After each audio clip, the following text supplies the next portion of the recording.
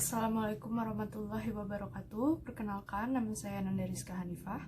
Saya dari kelas MK4A. Dan pada kesempatan yang kali ini, saya akan menjelaskan tentang pentingnya nilai-nilai individu terhadap suatu pembentukan sistem. Jadi yang pertama, saya akan menjelaskan tentang pengertian dari nilai. Nilai itu adalah suatu keyakinan mengenai cara bertingkah laku dan tujuan akhir yang diinginkan individu dan digunakan sebagai prinsip atau standar dalam hidupnya. Nilai ini dianggap berharga karena hal itu baik, indah, benar, dan pantas. Dan nilai ini menjadi fondasi dalam memahami motivasi, sikap, dan persepsi seseorang. Jadi dari pengertian nilai secara umum itu, saya akan memberikan suatu contohnya seperti ketekunan. Ketekunan itu bisa disebut dengan nilai karena dianggap sebagai sikap yang baik. Dan kecantikan itu juga bisa disebut dengan nilai karena dianggap sebagai sesuatu yang indah. Dan kejujuran itu juga merupakan nilai karena dianggap sebagai sesuatu yang benar. Gitu. Jadi nilai ini adalah sebuah konsep yang menunjuk pada hal-hal yang dianggap berharga dalam kehidupan. Kemudian ada macam-macam nilai dalam suatu pembentukan karakter. Yang pertama adalah nilai etika atau nilai moral. Nilai etika itu adalah suatu nilai untuk manusia sebagai pribadi yang utuh. Jadi misalnya tuh contohnya adalah kejujuran. Kejujuran itu kenapa dikatakan nilai etika? Karena kejujuran ini berkaitan dengan akhlak. Nilai ini juga berkaitan dengan benar atau salah. Jadi kejujuran itu berkaitan dengan benar atau salah yang dianut oleh golongan atau masyarakat.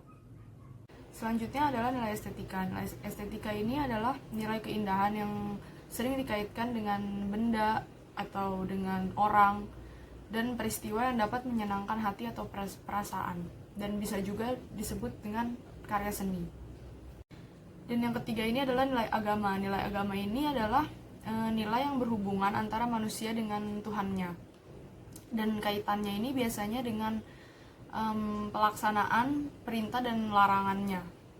Dan nilai agama ini biasanya diwujudkan dalam bentuk amal perbuatan yang bermanfaat baik di dunia maupun di akhirat, seperti rajin ibadah, terus berbakti kepada orang tua, seperti itu. Keempat adalah nilai sosial. Nilai sosial ini adalah nilai yang berkaitan dengan perhatian dan perlakuan kita sebagai manusia terhadap sesama manusia di lingkungan kita. Jadi nilai ini tercipta karena manusia sebagai makhluk sosial, manusia juga harus menjaga hubungan di antara sesamanya agar terciptanya suatu lingkungan yang harmonis dan sikap saling membantu dan kepedulian antara satu sama lain. Jadi contohnya itu seperti kegiatan gotong royong, terus kayak menjaga keserasian hidup bertetangga. Itu maksudnya adalah merupakan nilai-nilai sosial. Selanjutnya ada peranan nilai dalam pembentukan karakter. Jadi yang pertama, nilai itu bisa sebagai pedoman dalam bertingkah laku. Yang kedua, menciptakan kehidupan masyarakat yang teratur. Dan yang ketiga, mengembangkan imajinasi untuk memperoleh berbagai kemungkinan gagasan dalam pemecahan masalah. Jadi nilai itu bisa sebagai suatu hal yang dianggap untuk menyelesaikan suatu masalah, seperti itu. Pembahasan selanjutnya kita masuk ke dalam sistem. Sistem ini adalah satu kesatuan yang terdiri atas komponen atau elemen yang dihubungkan bersama untuk memudahkan aliran informasi, materi, atau energi untuk mencapai suatu tujuan. Jadi sistem ini juga merupakan suatu kesatuan yang saling berhubungan, yang dimana suatu kesatuan ini berada dalam satu wilayah dan memiliki suatu item-item penggerak. Jadi contoh umumnya itu seperti negara. Jadi negara ini kan merupakan suatu kumpulan dari beberapa elemen dari kesatuan lain, seperti provinsi yang saling berhubungan, sehingga membentuk suatu negara di mana yang berperan sebagai penggeraknya itu adalah rakyat yang berada di dalam negara tersebut. seperti itu. Kemudian masuk ke dalam elemen-elemen pembentukan sistem. Jadi yang pertama ada tujuan. Tujuan itu yang menjadi pemotivasi dalam suatu sistem, yang agar dimana sistem ini berjalan secara terkendali dengan adanya tujuan ini, seperti itu. Kemudian ada masukan atau input. Jadi masukan atau input ini adalah sesuatu yang masuk ke dalam sistem dan selanjutnya menjadi bahan yang diproses. Dan itu contohnya bisa berupa informasi. Yang ketiga ada proses. Proses itu merupakan bagian yang melakukan perubahan atau transformasi dari masukan menjadi keluaran. Jadi dari input menjadi output yang berguna dan lebih bernilai. Misalnya bisa informasi dan produk, seperti itu. Dan ada keluaran atau output. Jadi output ini merupakan hasil pemrosesan dari sebuah input, ya seperti itu. Jadi bisa berupa saran kayak gitu. Yang selanjutnya ada batas. Batas ini merupakan pemisah antara sistem dan daerah di luar sistem atau lingkungannya. Dan batas ini menentukan konfigurasi atau ruang lingkup dan kemampuan sistem. Sebagai contohnya mungkin seperti tim sepak bola. Tim sepak bola ini mempunyai aturan permainan dan keterbatasan dari kemampuan pemain. Kemudian elemen yang keenam ini ada mekanisme pengendalian dan umpan balik. Jadi mekanisme pengendalian itu diwujudkan dengan menggunakan umpan balik atau feedback yang menggunakan suatu keluaran atau output. Dan umpan balik ini digunakan untuk mengendalikan masukan atau input maupun proses, yang tujuannya adalah untuk mengatur agar sistem berjalan sesuai dengan tujuannya. Kemudian elemen yang ketujuh adalah lingkungan. Lingkungan ini adalah sesuatu yang berada di luar sistem dan bisa berpengaruh terhadap operasi sistem, yang artinya itu pengaruhnya bisa merugikan ataupun menguntungkan untuk sistem itu sendiri. Kemudian masuk ke jenis sistem. Dari secara garis besar, jenis sistem ini dibedakan menjadi dua kategori, yaitu yang pertama adalah berdasarkan keterbukaan dan yang kedua berdasarkan komponen. Yang berdasarkan keterbukaan ini yang pertama ada sistem terbuka. Sistem terbuka itu adalah sistem yang dapat dipengaruhi oleh pihak luar karena adanya akses terbuka. Dan yang kedua sistem tertutup. Sistem tertutup itu adalah sistem yang tidak dipengaruhi oleh pihak luar karena aksesnya tertutup. Dan yang kedua ini yang berdasarkan komponen. Yang pertama ada sistem fisik. Sistem fisik itu adalah suatu sistem yang memiliki komponen energi dan materi. Dan yang kedua adalah sistem non-fisik, yang sistem yang bentuknya ini abstrak, misalnya berupa ide, konsep, dan hal-hal lainnya. Tentang sistem, saya akan mengambil implementasi dari sistem ini untuk sebuah organisasi. Jadi, saya akan membahas tentang organisasi sebagai sebuah sistem. Jadi, organisasi ini dikatakan sebagai sistem karena organisasi ini menjadi wadah keseluruhan yang kompleks, bergabungnya sekumpulan orang-orang untuk bekerja sama guna mencapai tujuan tertentu secara terpimpin dan sistematis dengan didukung unsur-unsur terpadu, terorganisir yang saling berkaitan satu sama lain. Jadi, kenapa bisa dikatakan organisasi ini sebagai sebuah sistem? Kalau menurut saya, karena dalam organisasi ini kan dia terdapat ada masukan, ada outputnya, juga ada lingkungannya, ada feedback. Jadi di organisasi ini memuat semua elemen dari sistem ini, dan jenis-jenis sistem ini juga ada di dalam suatu organisasi gitu. Dan organisasi ini juga harus bisa mengembangkan berbagai strategi untuk menyesuaikan dengan perkembangan lingkungannya, seperti itu. Selanjutnya ada organisasi sebagai sebuah sistem terbuka. Jadi kan sistem terbuka itu pada hakikatnya merupakan proses transformasi dari masukan yang menghasilkan keluaran. Dan transformasi ini merupakan proses pendayagunaan input yang berupa sumber daya fisik, kemudian informasi, kebutuhan pelanggan, teknologi, dan manajemen. Sedangkan keluaran dari organisasi merupakan masukan bagi lingkungannya. Jadi input dan outputnya ini dia saling ada feedbacknya juga, seperti itu. Jadi input ini akan menghasilkan proses transformasi, dan dari proses transformasi ini akan menjadi sebuah output, seperti itu. Dan dari lingkungan luarnya itu adalah lingkungannya yang berada di luar organisasinya itu, yang seperti ada pada gambar yang saya akan tampilkan. Selanjutnya kita akan membahas tentang organisasi sebagai sistem sosial. Sistem sosial ini merupakan orang-orang dalam masyarakat yang dianggap sebagai sistem yang disusun oleh karakteristik dari suatu pola hubungan di mana sistem tersebut bekerja untuk mewujudkan keinginannya. Jadi di dalam organisasi ini terdapat suatu cakupan sosial. Cakupan sosial di sini itu maksudnya adalah seperti di dalam organisasi ini kan ada suatu pekerjaan, ada suatu komunikasi, terus ada koordinasi juga yang dilakukan dalam organisasi demi mencapai tujuan dari organisasi tersebut. Jadi di dalam organisasi ini terdapat suatu cakupan sosial. Cakupan sosial di sini itu maksudnya adalah seperti di dalam organisasi ini kan ada suatu pekerjaan, ada suatu komunikasi, terus ada koordinasi juga yang dilakukan dalam organisasi demi mencapai tujuan dari organisasi tersebut.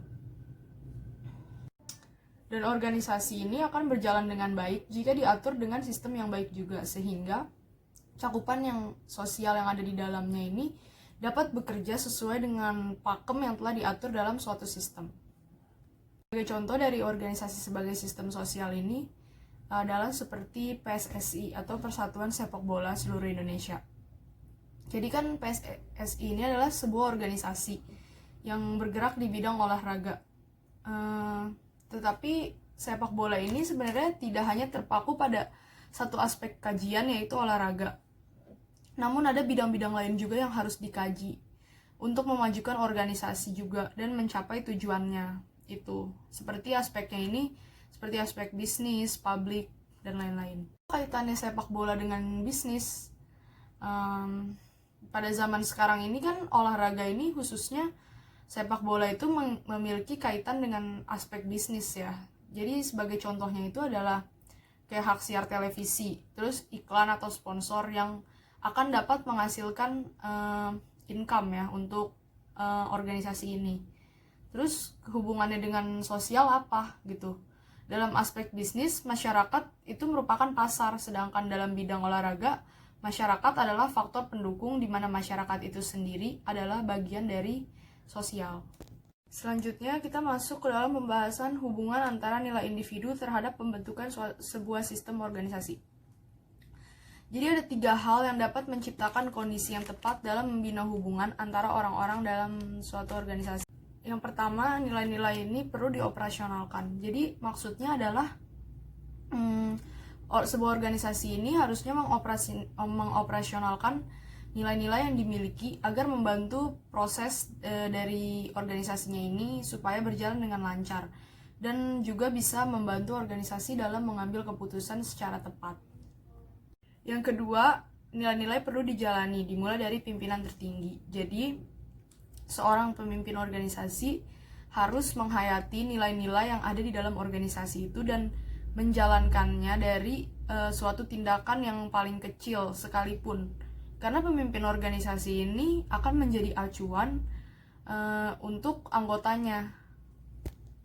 Jadi jika seorang pemimpin tidak mampu untuk menjalani sebuah nilai, maka sulit bagi anggota-anggota organisasi yang lainnya juga untuk menerapkan nilai tersebut.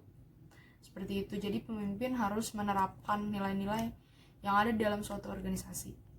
Dan yang ketiga, nilai-nilai ini perlu dikomunikasikan. Jadi untuk membina hubungan antara individu-individu dengan nilai adalah dengan mengkomunikasikan nilai-nilainya ini secara efektif.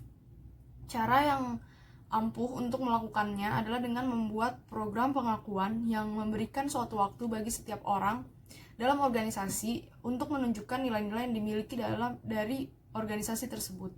Selanjutnya kita akan membahas tentang pentingnya nilai individu terhadap pembentukan sistem organisasi. Yang pertama, nilai individu ini penting karena sebagai dasar untuk memahami sikap dan motivasi. Yang kedua, sebagai persepsi dan pengambilan keputusan individu. Dan yang ketiga, sebagai acuan dalam melakukan pekerjaan. Selanjutnya, saya akan menjelaskan tentang implementasi dari pentingnya nilai individu terhadap suatu organisasi. Jadi, nilai-nilai individu yang ada pada organisasi merupakan salah satu indikator yang menentukan sehat atau tidaknya suatu organisasi. Jadi bagi sebuah organisasi, keberadaan nilai-nilai dalam organisasi ini sangatlah penting. Namun dalam proses menjalankan dan menanamkan nilai-nilai organisasi kepada anggota organisasi, itu tidaklah mudah. Sebuah nilai ini harus menjadi kebiasaan, perilaku, bahkan budaya sebuah organisasi dalam mencapai tujuan organisasi tersebut. Jadi yang dimana nilai-nilai individu ini terhadap suatu organisasi ini memiliki peran penting seperti untuk mengelola sumber daya manusia di suatu organisasi. Jadi bagaimana sih peran dan pentingnya nilai-nilai dalam suatu perusahaan untuk mengelola sumber daya manusia? Yang pertama, menciptakan budaya dalam suatu perusahaan. Jadi suatu budaya ini dalam suatu organisasi akan menciptakan suatu fondasi yang kuat terhadap perusahaan dalam menerapkan nilai-nilai visi misi serta sistem organisasi dan perilaku kerja. Juga gaya kepemimpinan suatu pemimpin organisasi yang efektif. Jadi, sebuah nilai budaya yang kuat di dalam suatu organisasi atau perusahaan akan membuat nilai-nilai organisasi atau perusahaan ini dapat hidup dan mendominasi nilai individu pada setiap anggota organisasi atau setiap karyawan dalam suatu perusahaan. Jadi semakin kuatnya nilai suatu perusahaan atau organisasi dalam mempengaruhi karyawannya atau anggota organisasi, maka akan semakin kuat juga budaya dari organisasi atau perusahaan tersebut dalam membangun fondasi budaya yang kokoh. Karena dari fondasi budaya yang kokoh ini akan terciptanya semangat kerja, etika, serta integritas yang kuat terhadap suatu organisasi atau suatu perusahaan. Kemudian yang kedua, nilai-nilai untuk mengelola sumber daya manusia di perusahaan atau di sebuah organisasi. Jadi untuk mempermudah dalam pengelolaan SDM di dalam suatu organisasi atau suatu perusahaan, hal yang penting yang dilakukan itu adalah menginternalisasikan nilai-nilai budaya suatu organisasi atau suatu perusahaan sehingga akan menimbulkan dampak yang positif bagi suatu organisasi atau suatu perusahaan. Jadi saya akan memberikan sebuah contoh dari sebuah nilai-nilai budaya di dalam suatu perusahaan. Jadi ada suatu perusahaan Pizza Hut yang dimana standarisasi pelayanan di Pizza Hut ini adalah dilakukan oleh pramusaji yang sangat seragam, dan hal tersebut membudaya di setiap outletnya. Sebelumnya tentu saja para pramusaji ini diberikan training dan dibentuk sedemikian rupa sehingga dapat memiliki perilaku yang seragam dalam memberikan pelayanan. Hal ini juga merupakan sebuah contoh dari internalisasi suatu budaya dalam perusahaan. Jadi pada intinya nilai budaya ini sangat penting diterapkan di suatu organisasi, yang dimana nilai budaya ini didasari oleh suatu nilai individu yang telah terbentuk pada individu-individu yang terdapat di organisasi. Dan untuk mewujudkan budaya-budaya yang baik dan sehat dalam suatu organisasi, diperlukan suatu pembentukan nilai-nilai individu yang baik pula. Dan kemudian jika nilai individu ini sudah terbentuk secara baik dalam suatu organisasi atau perusahaan, maka akan sangat mudah juga bagi suatu organisasi untuk menyatukan beberapa nilai-nilai individu dari individu-individu yang telah terdapat di organisasi.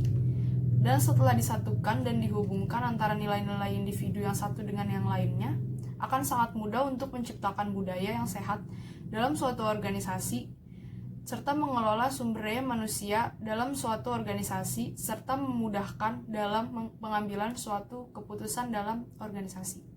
Oke, jadi sekian dari saya. Kurang lebihnya mohon maaf. Wassalamualaikum warahmatullahi wabarakatuh.